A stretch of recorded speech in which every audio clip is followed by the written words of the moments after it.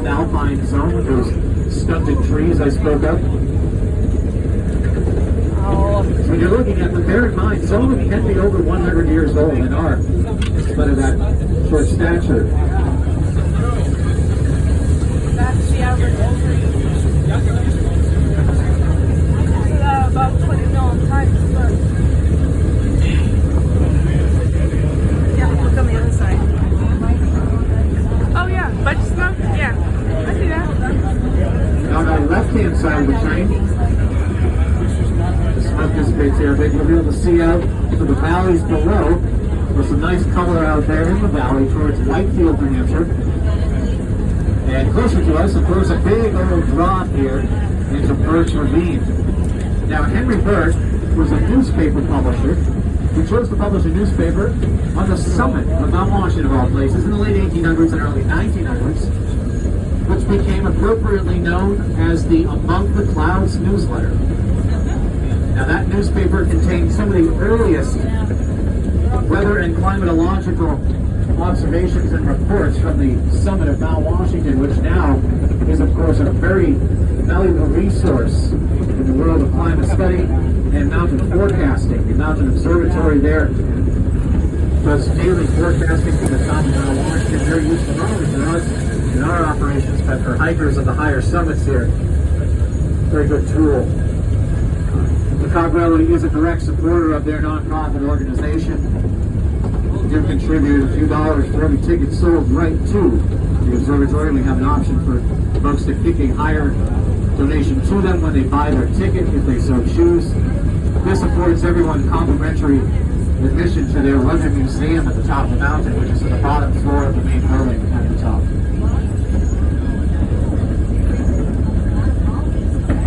Now, if you look at the very bottom of Birch Ravine down there to the left, you'll see an area that doesn't really have too many trees in it. Right at the foot of the ravine, that is past avalanche damage dating back over 10 years ago, where everything was wiped out, and an avalanche will head right down this slope here and knocked over the full height trees at the foot of the ravine. I've hiked through that on bushwhack, and it is very gnarly down there. Trees strewn about all over the place on top of each other. It's very tough going through there on a beautiful remote location.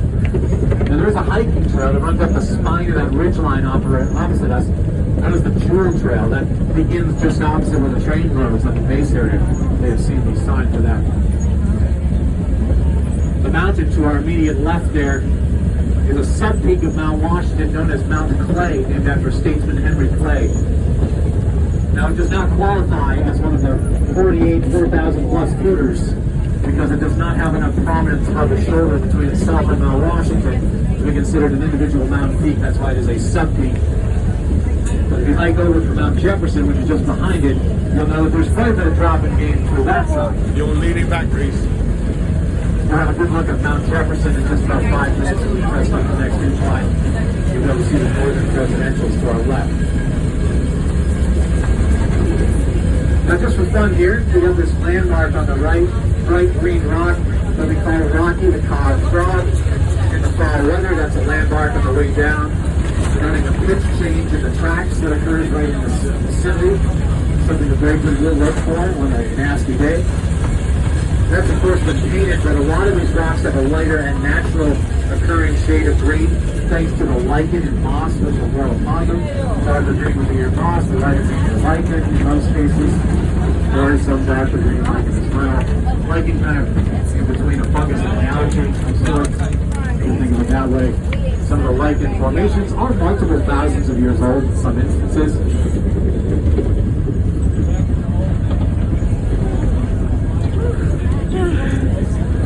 You're just getting thin. That's not that bad. You know the Rocky Mountains have Our locomotive working nice and hard yet again because this is our second steepest track section just ahead of us here. Only a hair less steep than Jacob's Ladder. A long trestle because it is the longest high elevated section before returning close to the ground. Long trestle about 35% grade here. Now this section of track had a brush against some severe weather back during what became known as the Great Hurricane of 1938. Winds in that storm so strong that portions of this section were completely obliterated, flowing over into the ravine to the left. And track work had to begin following that storm to restore service to the line at Zimmer. Now we did work closely with the observatory to monitor wind gusts, and there are certain wind gusts that will curtail train trips. That happens a few times a year. Luckily, the bulk of the real high winds that we have to worry about occur typically in the winter and early spring when we're not trying to reach the summit anyway.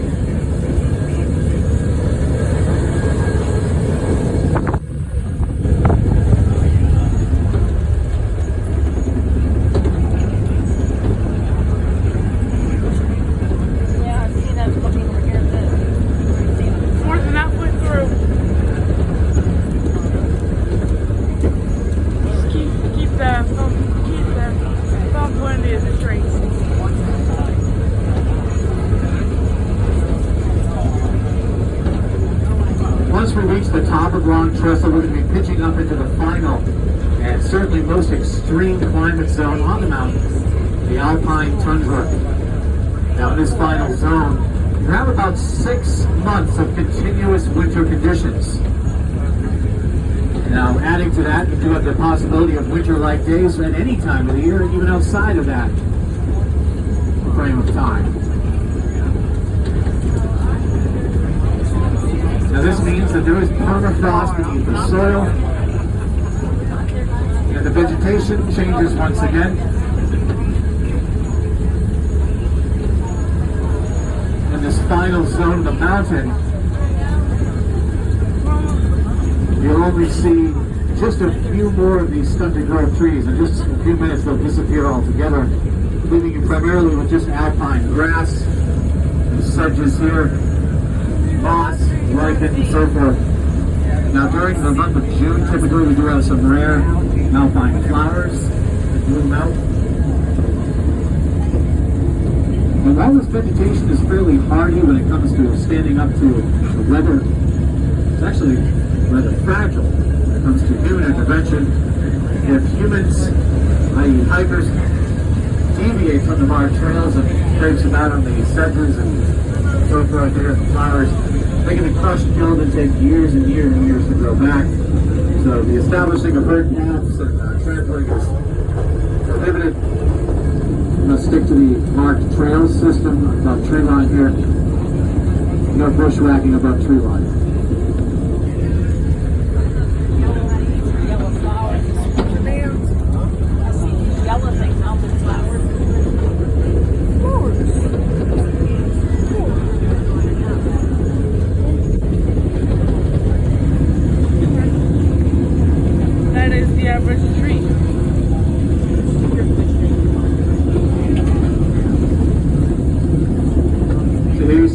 To our left, you can actually trace your eyes along some of the hiking trail there, headed over from it. Known as the Oakside Trail, part of the Appalachian Trail, actually. Appalachian Trail. Cool. Everyone, a really good look at the Appalachian Trail. You will actually cross over our tracks. Segment that we'll pass by about 7 to 10 minutes from now. I'll point it out again. I'll talk a little bit about the AT. As we get a bit higher, we get a look at the northern residentials, collectively the mountain range sitting to our left. So just behind Mount Clay, Mount Jefferson there. Then we have the double peak of Mount Adams.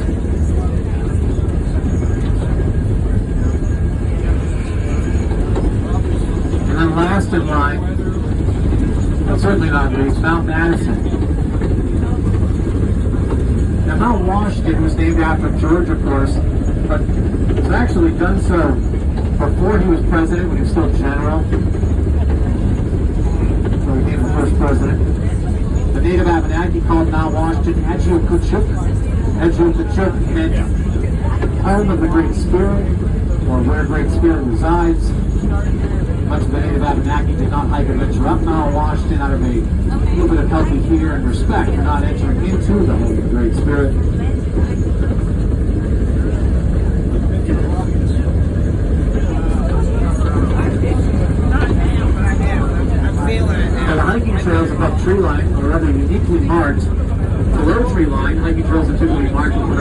mazes, little swatches of color on the trees, and you follow.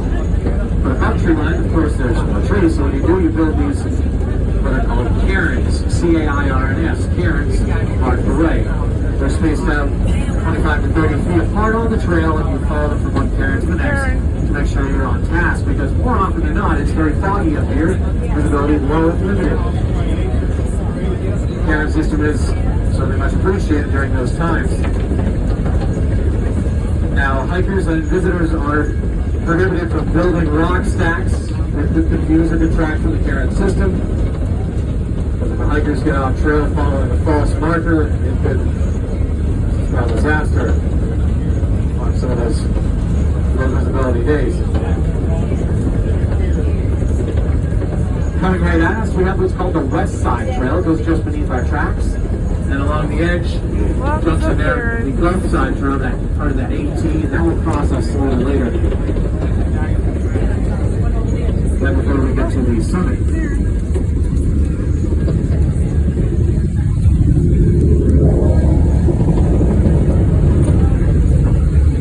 Then we're going to hard work and track through AJ and John Anthony. AJ on the right, John on the left. These guys inspect and repair our track system.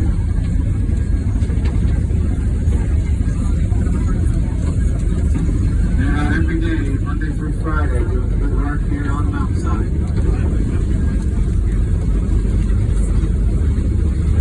Now we have larger projects. We cover departments like the train crew, and there's the larger track crew for replacement big ticket items, typically during the slow seasons.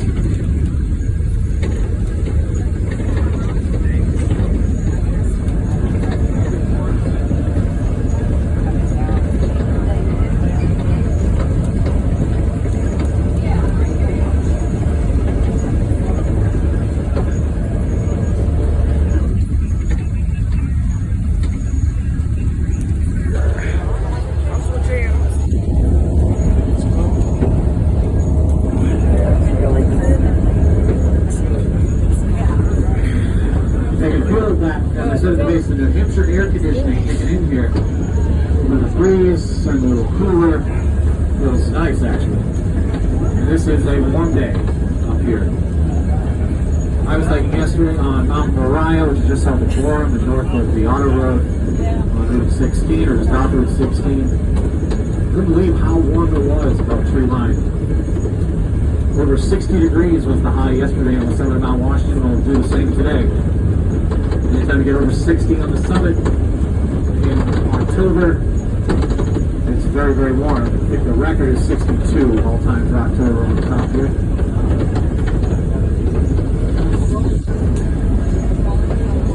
Now, speaking of these averages and temperature stats and so forth, I'm going to share with you guys a few of the most extreme weather readings I've ever taken up here to kind of illustrate why it gets that title of world's worst weather. The record high all time for a year, 72 degrees. It's for just a couple of occasions, that's the warmest ever. 72, that's it. Of course, the record low wind chill, I spoke about earlier, minus 108. Record low ambient without wind chill, bad enough at minus 48. And quite a bit of snow up here. Your average snow season is anywhere from 250 to 300 inches, with an average of about 280. The snowiest season came 1968 to 69 with 567 inches. 47 feet or so. And the winds, particularly impressive up here. This is one of the windiest places on Earth, where you ever have people visiting anyway. About 100 days a year of hurricane force winds. That's anything rather 74 miles an hour or better almost a quarter of the year, at least at some point during the day. The average wind speed is just over 38 miles an hour.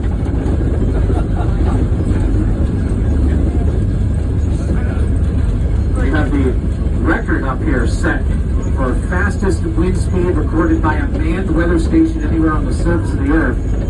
231 miles an hour back on April the 12th of 1934. So the only faster wind speeds that have been measured have been either tornadic activity, or by an unmanned instrument like an offshore buoy during a super typhoon, but this record still stands as fast as measured by man.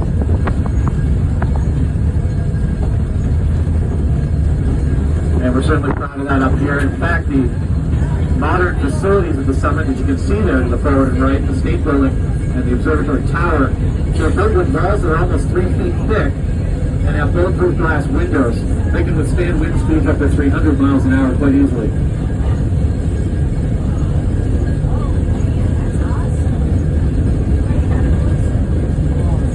In fact, during a wind event of about 171 miles an hour a few years ago, a rock was picked up and hurled towards one of the glass windows. It impacted the window with tremendous force and shattered the window, but it did not penetrate. That, of course, was wrong. No one was up there other than the weather workers.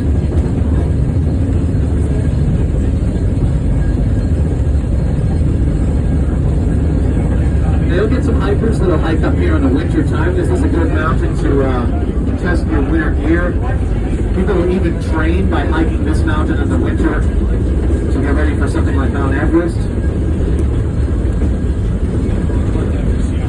But on a good winter day, your average hiker can hike up this mountain provided they do have the correct gear and correct physical fitness and so forth, and understanding of the forecast. Preparation is key, and the willingness to turn around rather than press on if conditions dictate.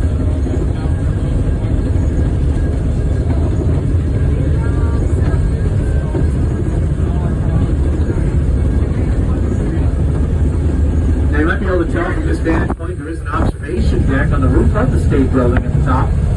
You can access that by going behind the building. There's a ramp up to it, just adjacent to the summit marker, marking off the elevation of 6288 feet. And adjacent to the 1853 built Tip-Top House where our founder spent the night way back when. So all those things accessible again behind the main building. If you just want to get inside to the restroom, snack bar, gift shop, and museum, you go right in the door that'll be just across the tracks from where we'll let you off. And you will be boarding the train in the same place I'm going to let you off at, and I'll give you the time to be back right before you step off. It'll be based upon our arrival time. Just stay tuned for that and make a note of that so you know when to catch the train. You don't want to miss the train because your ticket is on this train and no other train during the day as they are sold out.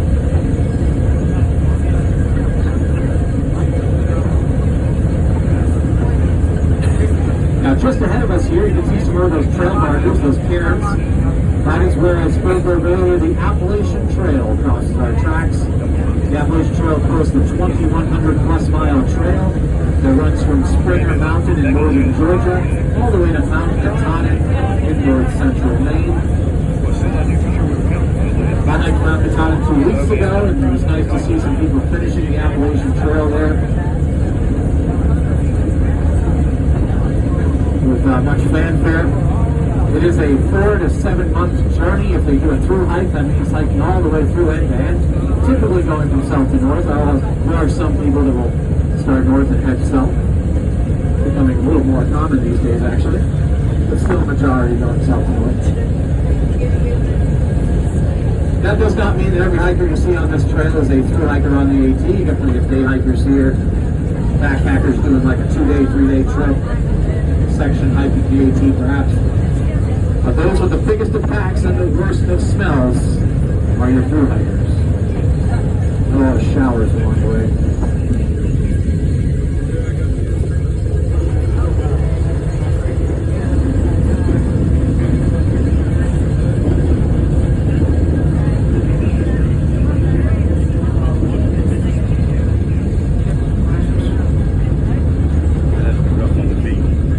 Now, if you're not aware that there is an auto road up here, you might be thinking, well, what the heck is going on with these cars? But there is a private road that runs to Summit Mount Washington. It actually predates the railway. It began as a horse and carriage road in the 1850s. You pay a toll to drive your own car or a fee to take a van tour. But in my, of course, inherently biased opinion, not as interesting as us. Of course, it's not as steep. 7.6 miles compared to our 2.9. And not as mechanically interesting. course. There's a railroad going up the side of the mountain. However, you do see some different things. So some folks will opt to do both over the course of one long day or two adjacent days. Mount Washington Auto Road, beginning from just north of Jackson, south of Durham on Route 16. On the opposite side of the mountain from where we begin.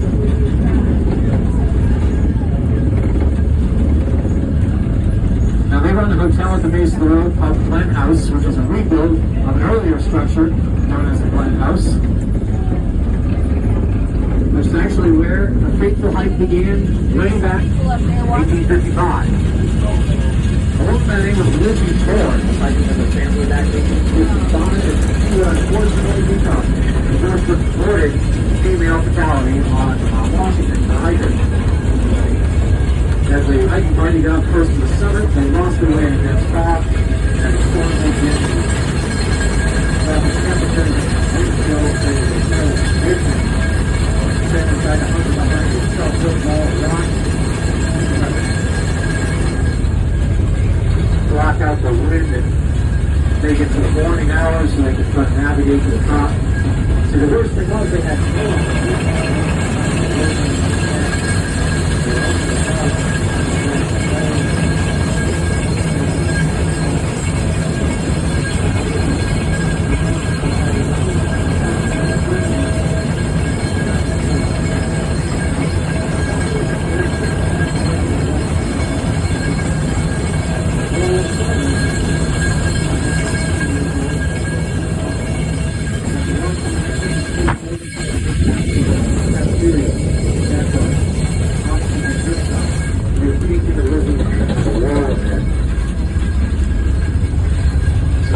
The first, but certainly not the last. The sad story, virtually a testament to the reminders of modern hikers to not make the same mistake, which is come prepared for the possibility of winter conditions on this mountain. Even if calendar says it's summer, it was September when she passed. And always do not underestimate this mountain.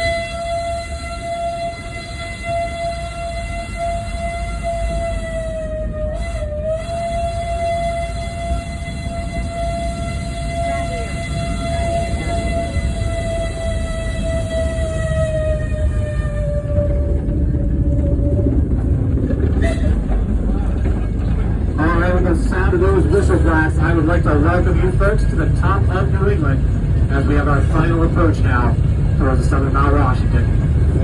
As you look off to your left, you'll see an ocean of clouds in the valleys below, just off towards Maine. Nice little undercast there. That's a very unique look, like you're up in an airplane, looking out across the low clouds there. Feel free to take that and everything else in during your stay at the summit. Get on that deck, check out the views, and so forth. Don't spend all your time inside, certainly on a day like today. Now we do have one more switch to navigate as we pull up on our siding. Now when we pull up, the diesels will leave upon our arrival. Once they've left, I'll put a gangplank across the adjacent track and I'll tell you guys when it's safe to get off.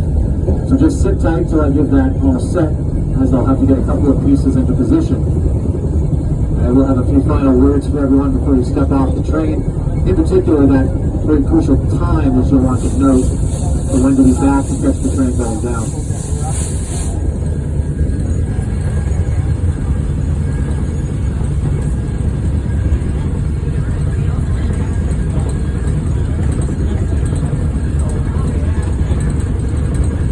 So this time I'd like to ask everyone to return to their seat and remain seated for the last portion of the ride. I will actually be jumping off the train when we get crested up here to guide the engineer to the exact place when we stop at the gate. Then I'll jump back on board to give you guys those final instructions. And then once the trains are out of our way, I'll let you know when you're all set to disembark.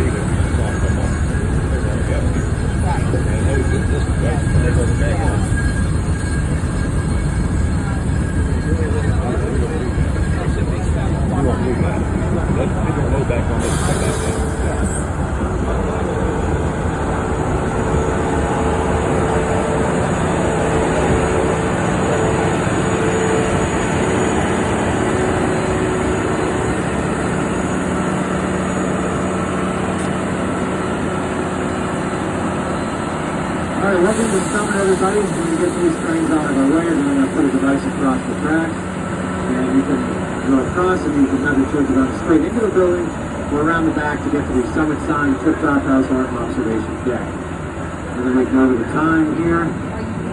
So we got 7 past 1. So I'd like everyone to be back at the train at about 10 of 2 at the latest. That's 150, 10 of 2. So make sure we have everyone, we have a good count, and so forth. And I will make an announcement inside the building. And we won't leave until a few minutes after that, but I don't want anyone to miss it. So once again, 150, 10 of 2.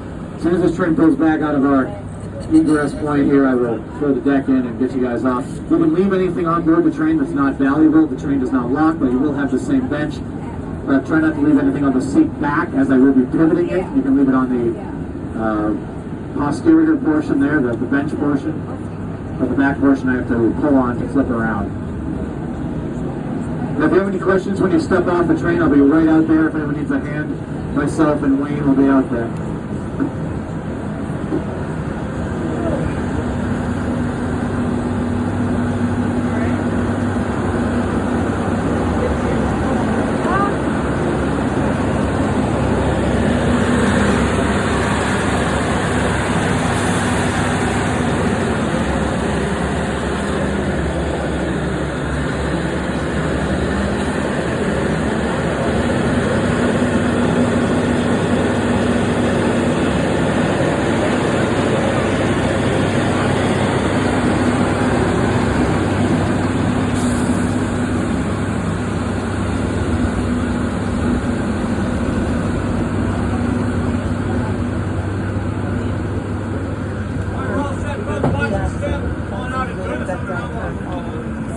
Alright, so I have to go. You want your scarf? Yeah.